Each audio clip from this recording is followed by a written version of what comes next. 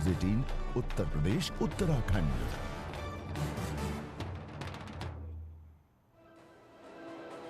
नमस्कार, बुलेटिन में आपका स्वागत है। आपके साथ मैं हूं जीनत सिद्दीकी। बेहद ही महत्वपूर्ण दिन है आज। जेवर एयरपोर्ट की बात करेंगे, उसका शिलान्यास किया जाएगा, तस्वीरें आपको दिखाएंगे। लेकिन अभी तक क्या कुछ हुआ, तेज रफ्तार में खबरें देख लेते हैं।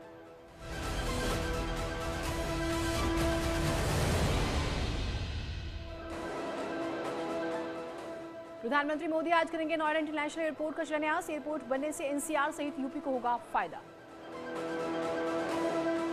जेवर एयरपोर्ट के शिलान्यास की भव्य तैयारियां हो रही हैं। वीवीआईपी और पार्टी के नेताओं के बैठने के लिए खास व्यवस्था। सीएम योगी ने ट्वीट कर एयरपोर्ट के लिए पीएम मोदी को धन्यवाद दिया। लिखा, ये एयरपोर्ट उत्तर प्रदेश को नई वैश्विक पहचान देगा। नोएडा इंटरनेशनल एयरपोर्ट को लेकर लोगों में गजब का उत्साह, खुशी से झूमते नजर आए लोग। यूपी को मिली जेवर एयरपोर्ट की सौगात, हर तरफ जश्न का माहौल। एयरपोर्ट की खुशी में लोगों ने डांस भी किया। आज भूमि पूजन नोएडा इंटरनेशनल एयरपोर्ट को लेकर लोग एक्साइटेड ढोल नगाड़ों के साथ मना रहे हैं जश्न। एशिया का सबसे बड़ा एयरपोर्ट होगा जेवर एयरपोर्ट। 2024 में चालू होगी पहली उड़ान। रोजगार को भी बढ़ावा मिलेगा। आज जेवर एयरपोर्ट की आधारशिला रखेंगे पीएम मोदी। इसी के साथ उत्तर प्रदेश 5 अंतर्राष्ट्रीय एयरपोर्ट वाला पहला राज्य बन जाएगा। Civil aviation minister Jyotiraditya Scindia ने कहा है कि यूपी के साथ देश के विकास में जेवर एयरपोर्ट बड़ी भूमिका निभाएगा। बीजेपी विधायक जेवर से धीरेन्द्र सिंह ने जेवर एयरपोर्ट के लिए सीएम योगी को धन्यवाद दिया। कहा कि सीएम योगी ने समय समय पर किसानों से बात कर जमीन अधिग्रहण का रास्ता साफ किया। उत्तराखंड में चुनाव प्रचार अभियान का आगाज कर सकते हैं पीएम मोदी। 3 दिसंबर को पीएम मोदी का देहरादून दौरा प्रस्तावित। राष्ट्रपति रामनाथ कोविंद के कानपुर दौरे का आज दूसरा दिन। हरकोट बटलर टेक्निकल यूनिवर्सिटी के कार्यक्रम में करेंगे शिरकत। मनीष गुप्ता मर्डर केस की जांच कर रही सीबीआई टीम ने मनीष के 3 दोस्तों के बयान दर्ज किए। वारदात के वक्त तीनों मनीष गुप्ता के साथ होटल के कमरे में थे। प्रयागराज में धारदार हथियार से 4 लोगों की हत्या से सनसनी। मौके पर पहुंची पुलिस कार्रवाई में जुटी। पीलीभीत में पुलिस और आबकारी विभाग ने बिलसंडा के कई गांवों में छापेमारी कर 40 लीटर शराब और 500 ग्राम लहन को नष्ट किया। कानपुर में बेखौफ लुटेरों ने सराफा कारोबारी और उसके बेटे को मारी गोली। दोनों को अस्पताल में भर्ती कराया गया। जांच में जुटी पुलिस। गोरखपुर में एसटीएफ ने यूपी पुलिस भर्ती की ऑनलाइन परीक्षा 2021 में धांधली करने वाले अंतर राज्य गिरोह का भांडाफोड़ किया है। हरदोई में हाईवे पर मछलियां लेकर जा रही पिकअप पलटी। सड़क पर मछलियों को लूटते नजर आए लोग। कानपुर के ग्रीन पार्क स्टेडियम में आज भारत न्यूजीलैंड के बीच पहला टेस्ट मैच। सुरक्षा के पुख्ता इंतजाम।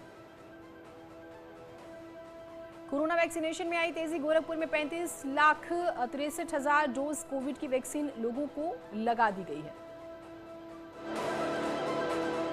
अतरंगी रे के नए पोस्टर में सोती नजर आई दुल्हन बनी सारा अली खान। फिल्म का पोस्टर नजर आ रहा काफी इंटरेस्टिंग। नोरा फतेही के एडोरेबल लुक पर फिदा हुए फैंस। एक्ट्रेस का जबरदस्त स्वैग नजर आया। अंग्रेजी बीट पर माधुरी दीक्षित ने किए अपने फेमस गाने के डांस स्टेप्स। ऐश्वर्या राय और आराध्या की क्यूट बॉन्डिंग ने जीता फैंस का दिल। वीडियो जमकर हो रहा है वायरल। उदयपुर में दिखा अनन्या पांडे का राजसी अंदाज। ट्रेडिशनल लुक में बेहद खूबसूरत आई नजर। एक्ट्रेस राखी सावंत जल्दी बतौर wild card contestant big boss 15 में आएंगी नजर। पति के साथ बिग बॉस में एंट्री करेंगी राखी।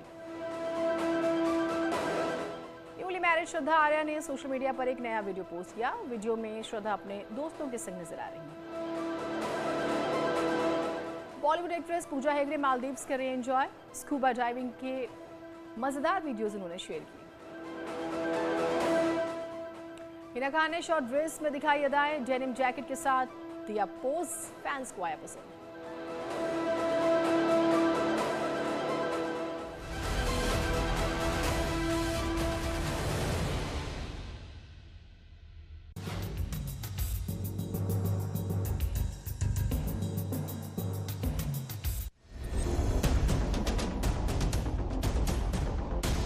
पश्चिमी उत्तर प्रदेश के लिए आज बहुत बड़ा दिन होने जा रहा है। तैयारियां पूरी हो गई हैं। न्यूज़ 18 पर हम आपको दिखा रहे हैं। प्रधानमंत्री नरेंद्र मोदी तकरीबन 1 बजे जेवर एयरपोर्ट का शिलान्यास करने जा रहे हैं। गेट बनाए गए हैं, सभी गेटों पर पुलिस की तैनाती की जा रही है।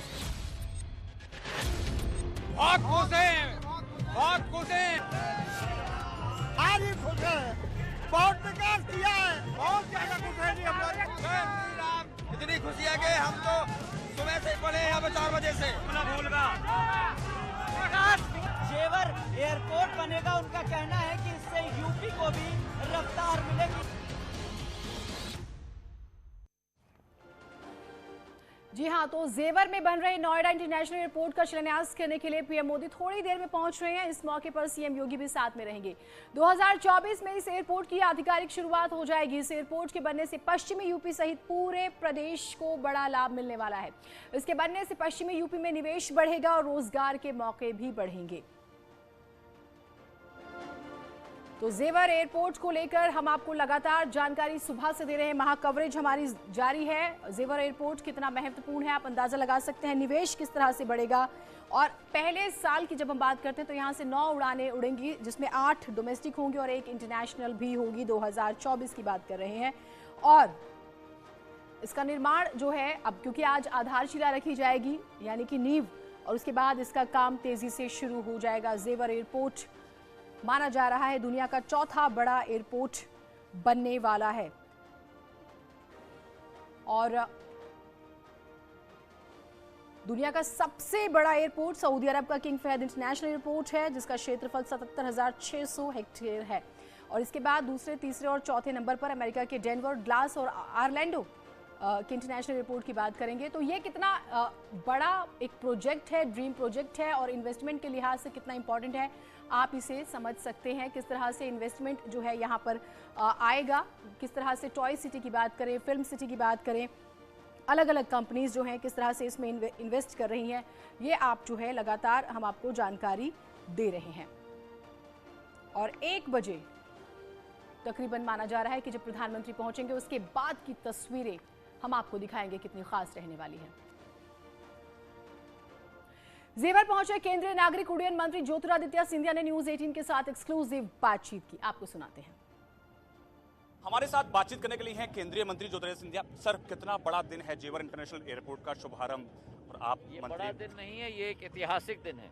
और ये ऐतिहासिक दिन केवल जेवर के लिए नहीं है, ये ऐतिहासिक दिन उत्तर प्रदेश के लिए केवल नहीं है, ये ऐतिहासिक दिन पूरे देश के लिए है। एशिया का सबसे बड़ा हवाई अड्डा का शिलान्यास प्रधानमंत्री जी के द्वारा आज किया जा रहा है।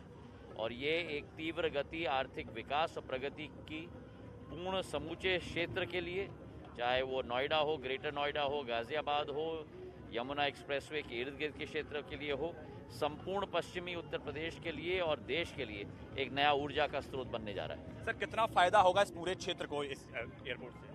कई लाखों रोजगार के अवसर उत्पन्न होंगे, हजारों करोड़ का निवेश होगा और एक नया औद्योगिक केंद्र हमारे उत्तर प्रदेश की ऐतिहासिक भूमि में भी बनने जा रहा है। बहुत बहुत धन्यवाद। धन्यवाद हमसे बात करने के लिए। कैमरा पर्सन के साथ पवन गौड़, नेटवर्क 18 जेवर।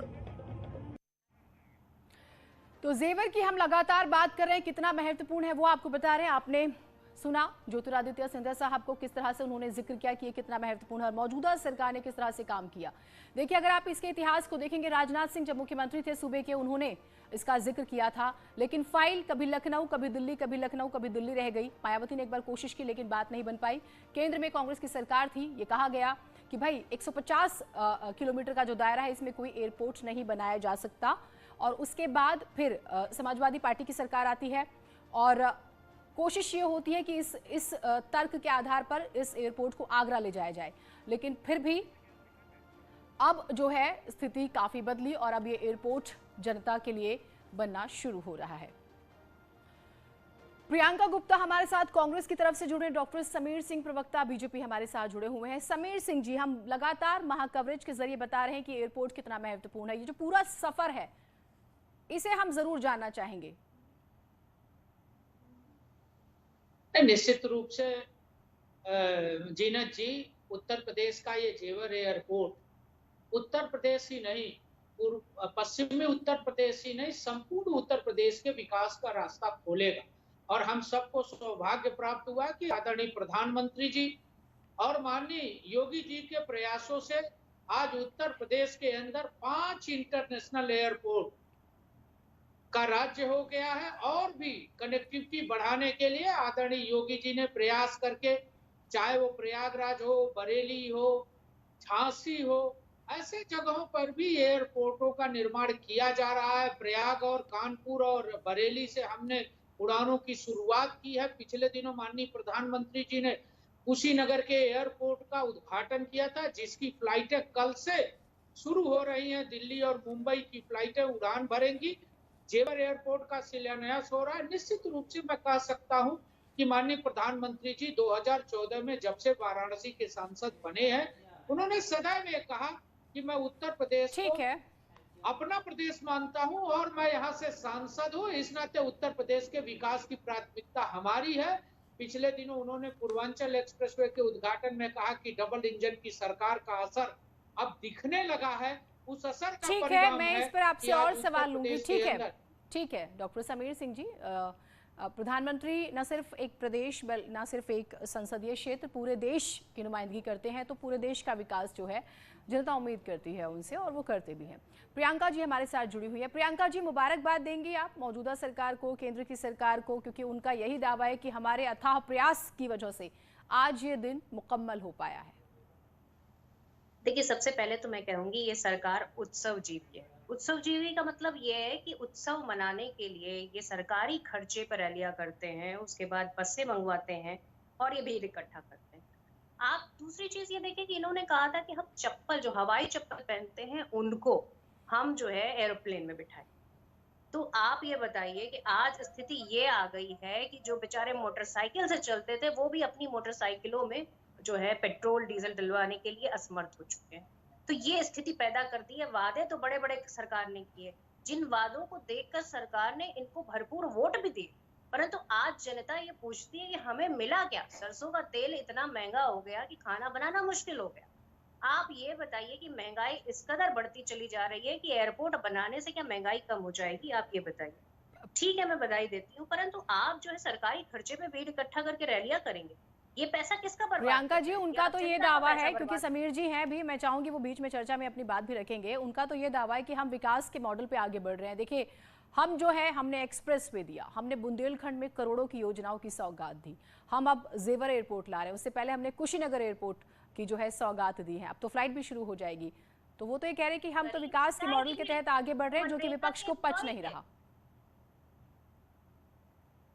वो मनरेगा के एम्प्लॉय थे जिन्होंने रैलियों में जो है बसें भर के कट्टा। प्रियंका जी से मेरा एक सवाल है जी, प्रियंका जी ये क्यों नहीं बताती कि उनकी कांग्रेस पार्टी ने लंबे समय तक जेवर एयरपोर्ट को क्यों रोक के रखा, क्यों बनने नहीं दिया? कंप्लीट कर लिए। और अगर मोदी जी उत्तर प्रदेश के सांसद और देश के प्रधानमंत्री न होते तो हमें लगता है कि कांग्रेस वर्षों तक उत्तर प्रदेश के विकास को रोके रखती।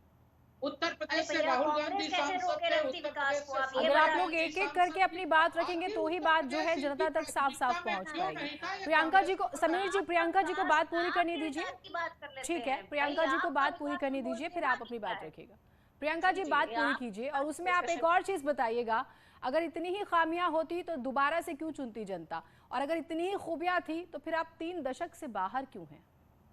मैं तो सिर्फ इतना कहना चाहती हूँ कि जनता ने एक बार तो चुन लिया है, परंतु आप ये भूल जाएं कि अब जनता दोबारा इन्हें मत देगी, क्योंकि जनता की हालत इन्होंने क्या कर दी है। आप ये बताइए, एक तरफ आप एयरपोर्ट बनाते हैं, दूसरी तरफ आप एयरपोर्ट बेच देते हैं। सरकारी संपत्तियों के प्रति आपकी निष्ठा नहीं है, जो राष्ट्रीय संपत्तियां हैं।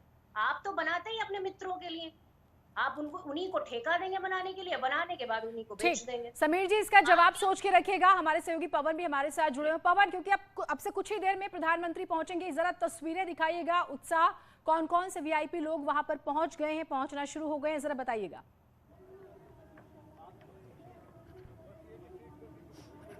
देखिए जीनत, मैं लगातार उस जगह पे खड़ा हुआ हूँ जहां से वीआईपी मूवमेंट हो रहा है। तमाम जो नेता हैं वो यहाँ पहुँचना शुरू हो गया है। आपको बता दूं कि यहाँ के जो स्थानीय सांसद हैं महेश शर्मा, स्थानीय विधायक हैं पंकज सिंह, तेजपाल नागर और धीरेन्द्र सिंह, उसके अलावा केंद्रीय मंत्री संजीव बालियान, एसपी सिंह बघेल और कई ज्योतिरादित्य सिंधिया जो कि नागरिक उड्डयन मंत्री हैं केंद्र सरकार के, नंदगोपाल नंदी जो कि उत्तर प्रदेश सरकार के सिविल एविएशन मिनिस्टर हैं, जो यहाँ के प्रभारी हैं जयप्रताप सिंह मंत्री, वो सब लोग यहाँ लगातार पहुँचना शुरू हो गया है। आप लगातार देख सकते हैं कि पूरा जो है मेरे बिल्कुल पीछे जो है वो सभा स्थल है जहां सभा होनी है और ये जो रास्ता है वो वीआईपी लाउंज का रास्ता है। यहाँ से तमाम जो वीआईपी हैं, चाहे वो केंद्र सरकार या राज्य सरकार के मंत्री हों या अन्य जो डिग्नेटरीज हैं, वो सब लोग यहाँ से पहुंचना शुरू हो गया है। और अब से थोड़ी देर के अंदर बस मुख्यमंत्री योगी आदित्यनाथ यहाँ पहुंचने वाले हैं और उसके बाद में तकरीबन 12:50 पर प्रधानमंत्री नरेंद्र मोदी का यहाँ जो हेलीकॉप्टर है वो यहाँ लैंड करेगा। उसके बाद में 1 बजे शिलान्यास का कार्यक्रम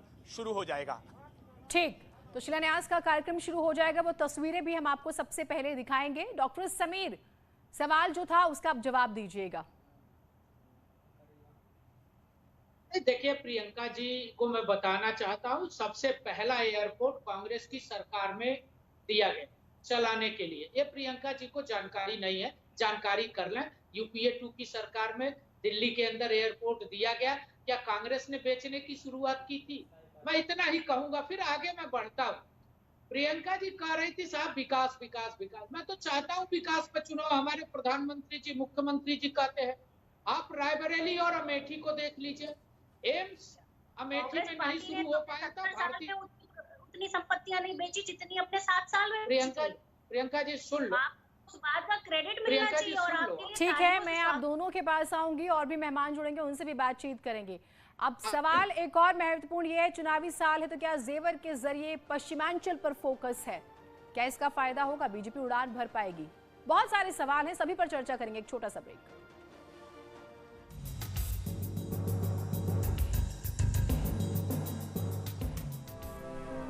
संकल्प से सिद्धि तक उत्तराखंड का कैसे हुआ विकास, मेगा प्रोजेक्ट से लेकर जरूरी सुविधाओं तक कितनी पूरी हुई आस। न्यूज 18 ला रहा है चर्चा व संवाद का सबसे बड़ा मंच, जहां सरकार और विपक्ष होंगे एक साथ। राइजिंग उत्तराखंड देखिए लाइव 26 नवंबर दोपहर 3:30 बजे से सिर्फ न्यूज 18 उत्तर प्रदेश उत्तराखंड पर। वेस्ट यूपी को हाई कोर्ट बेंच मिल सकती है। 27 नवंबर को पश्चिम यूपी के वकीलों का दल केंद्रीय कानून मंत्री किरण रिजिजू से करेगा मुलाकात। अयोध्या के जीआईसी मैदान पर 26 नवंबर तक सामूहिक विवाह समारोह होगा। 3500 से ज्यादा जोड़ों को आशीर्वाद देने पहुंचेंगे सीएम योगी आदित्यनाथ। प्रयागराज में कांग्रेसी कार्यकर्ताओं ने बीजेपी भगाओ महंगाई हटाओ प्रतिज्ञा पदयात्रा निकाली। सिलेंडर लेकर और हरी सब्जियों की माला गले में डालकर विरोध जताया। आगरा में भारत सरकार की तरफ से आयोजित खेल प्रतियोगिताओं का समापन 21 नवंबर को केंद्रीय मंत्री किरण रिजिजू ने सांसद खेल प्रतियोगिता का शुभारंभ किया था। प्रयागराज में 9 दिन तक सेना की ओर से कार्यक्रमों का आयोजन किया जा रहा है। 5 किलोमीटर का मिनी मैराथन, जिसमें युवाओं का उत्साह देखने को मिला।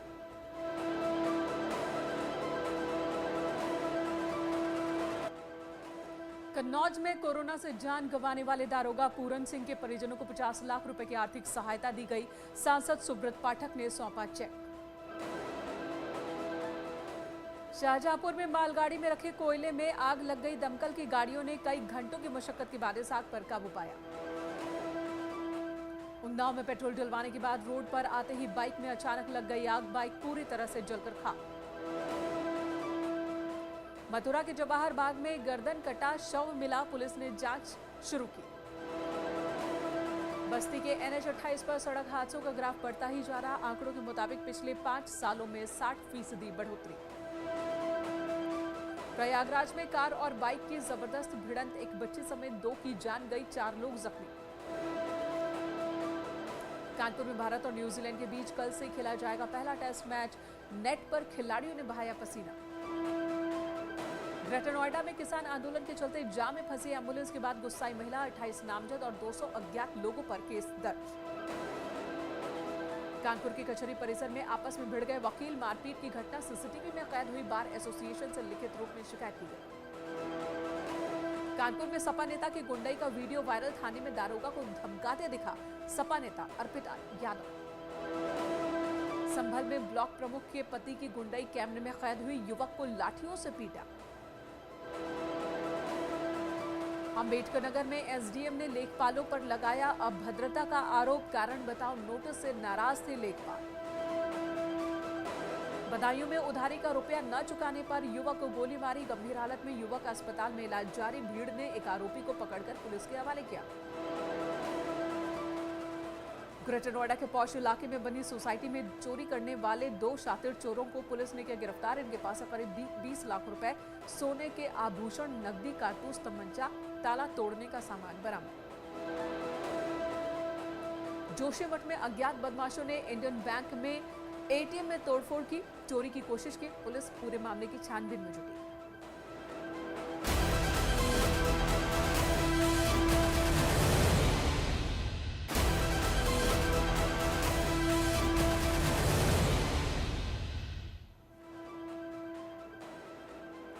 कृषि कानूनों को वापस लेने का प्रस्ताव मंजूर, केंद्रीय कैबिनेट की बैठक में प्रस्ताव पर मुहर लगी। केंद्रीय मंत्री अनुराग ठाकुर ने प्रेस कॉन्फ्रेंस कर जानकारी दी।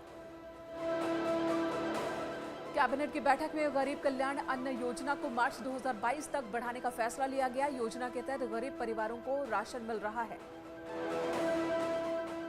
किसान नेता राकेश टिकैत ने कृषि कानूनों की वापसी को कैबिनेट में मंजूर किए जाने पर कहा कि अच्छा कदम, लेकिन अभी किसान आंदोलन खत्म नहीं होगा। कांग्रेस छोड़कर बीजेपी में शामिल हुई अदिति सिंह, रायबरेली सदर से विधायक हैं अदिति। बीएसपी की वंदना सिंह ने भी ज्वाइन की बीजेपी, आजमगढ़ की सगड़ी सीट से विधायक हैं वंदना। अपना दल कृष्णा और समाजवादी पार्टी में गठबंधन, कृष्णा पटेल ने की गठबंधन की पुष्टि। अखिलेश यादव और आम आदमी पार्टी के नेता संजय सिंह ने जनेश्वर ट्रस्ट के ऑफिस में की मुलाकात। एसपी ने मुलाकात को शिष्टाचार भेंट बताया। अखिलेश यादव ने किसान आंदोलन में शहीदों को आर्थिक मदद का ऐलान किया। सरकार आने पर पीड़ित परिवारों को 25-25 लाख रुपए की आर्थिक मदद दी जाएगी, ये ऐलान किया।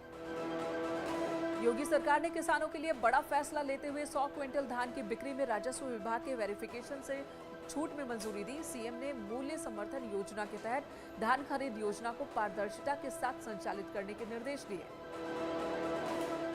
ओवैसी को ओम प्रकाश राजभर का खुला ऑफर, एसपी गठबंधन में आने का न्योता दिया। बीजेपी को हराने के लिए मदद मांगी। राजभर के बयान पर एआईएमआईएम प्रवक्ता असीम वकार की प्रतिक्रिया, राजभर पर गुमराह करने का लगाया आरोप।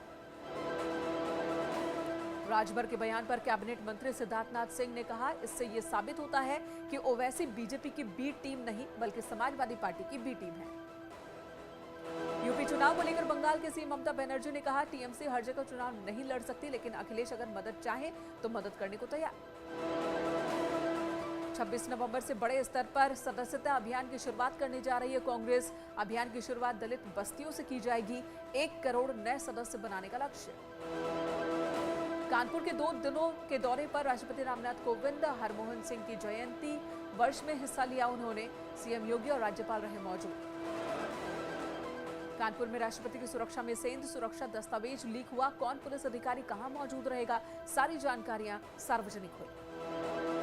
किताब को लेकर मौलाना कल्बे जव्वाद ने वसीम रिजवी पर दर्ज कराई एफआईआर, सांप्रदायिक द्वेष फैलाने का आरोप लगाया। कोटद्वार में पूर्व सीएम हरीश रावत ने सैनिक सम्मान कार्यक्रम पर सवाल खड़े किए। कहा, बीजेपी सिर्फ राजनीतिक लाभ लेने के लिए जगह जगह सैनिक सम्मान आयोजन कर रही है। उत्तराखंड में आरोप प्रत्यारोप का चुनावी दौर शुरू हो चुका है। पूर्व सीएम हरीश रावत ने अपनी फेसबुक पोस्ट में मुख्यमंत्री पुष्कर सिंह धामी को खनन प्रिय मुख्यमंत्री कहा, तो केंद्रीय रक्षा राज्य मंत्री अजय भट्ट ने किया पलटवार। केंद्रीय रक्षा मंत्री राजनाथ सिंह 25 नवंबर को सीतापुर में होंगे। 15 जिलों के बूथ अध्यक्षों को देंगे जीत का मंत्र। उन्नाव में बीजेपी किसान मोर्चा की ट्रैक्टर रैली को विधानसभा अध्यक्ष हृदय नारायण दीक्षित ने हरी झंडी दिखाकर रवाना किया। स्वच्छता सर्वेक्षण 2021 में उत्तर प्रदेश को अलग अलग कैटेगरीज में 18 पुरस्कार मिले। इस बार यूपी के 18 शहरों को स्वच्छता के लिए सम्मानित किया गया।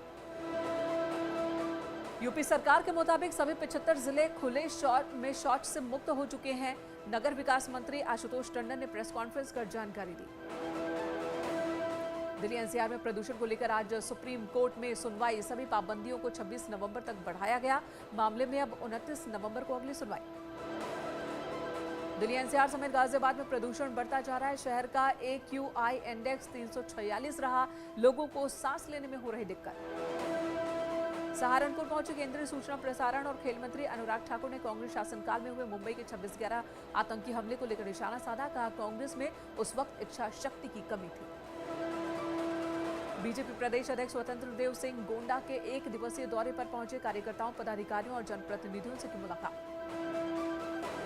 आज से बीजेपी की 33 इलेक्शन कमेटियों की बैठक मंगलवार को दून में हुई। मैनिफेस्टो कमेटी की पहली बैठक निशंक के साथ उनियाल और चुफाल भी शामिल। देहरादून में कांग्रेस स्क्रीनिंग कमेटी की पहली बैठक। प्रतिम गोडियाल और हरीश रावत बैठक में मौजूद रहे। चुनावी रणनीति पर चर्चा।